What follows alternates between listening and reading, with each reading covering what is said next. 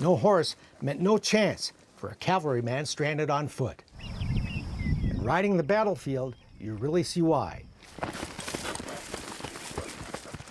There's a reason they call this big sky country. It doesn't get any more wide open than Montana. But the vast rolling prairie is cut with deep coulees and ravines, making it easy for an enemy to hide and impossible for an 1870s soldier to have any idea what lies over the next hill, which, as we learn and practice, is why scouting parties were sent out ahead in groups of 4, staying in sight of the main body of soldiers and using signals to communicate what they saw. If you got contact with the enemy, you circle your horse, okay, and then how big of a circle, and if you were doing it at a walk or a trot or a gallop, it would basically tell the commander how close the enemy was to you. Pretty cool to be right where it all happened, though. Yeah, it is. Custer did have Crow Indian scouts who early on the morning of the battle had tried to warn him of a village so big its pony herd looked like worms in the grass. But Custer couldn't see what they saw until it was too late. Riding to a hilltop vantage point, we can see what Custer didn't. Mitch Moyer and Curly come running down this direction here towards our north, kind of northeast, and informed Custer that Reno's line had failed. It is surmised at this point is when E and F Company were ordered to attack down Medicine Tail Coulee at Minneconjou Ford, which is roughly where our camp is. Custer continued on to that ridge there, which is Nye Cartwright or Blues Ridge, and made it all the way as far as Last Stand Hill. What happened in between those points, we don't really know, so it's all guesswork.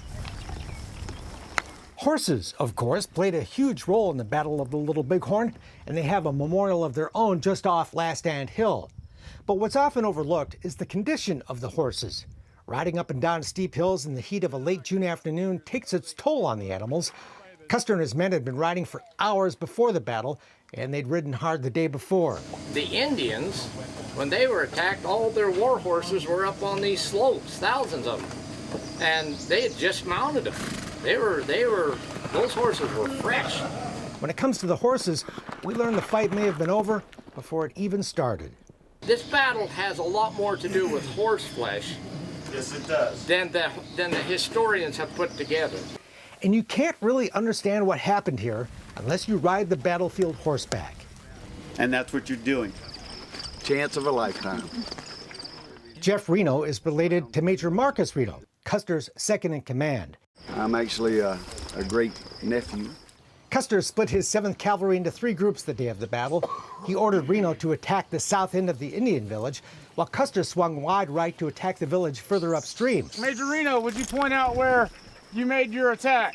If you look down toward Gary O and see the red building, it would be behind that. As Captain Frederick Benteen was ordered to take the rest of the 7th, including the pack mules carrying extra ammo, and scout far to Reno's left. But Reno and his 140 men were outnumbered and quickly overwhelmed when they attacked the village. Gall, Crow King, Two Moon, Low Dog, Crazy Horse. They roar out of the village like angry bees out of a hive and smash into Reno.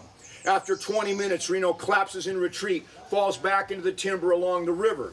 History tells us Reno threw his guns away in a panic as his shattered command fled for their lives, leaving dozens of dead soldiers behind. They took refuge at the top of a steep hill, unaware that miles away, Custer was in even deeper trouble. The negativity that surrounds Reno is still there. Custer was arrogant. He wasn't bad. He was a fantastic commander, but he was a lucky commander. And he came here, and his luck just finally ran out. Benteen eventually came to Reno's rescue on top of that hill, where the survivors of the 7th had dug in to wait for help, all the while wondering what happened to Custer. That is probably what you would see at the Reno entrenched position. You see a bunch of guys standing around, they're looking, and it's a view shed that you can only experience out here on the battlefield. So it's kind of a period moment, if you will.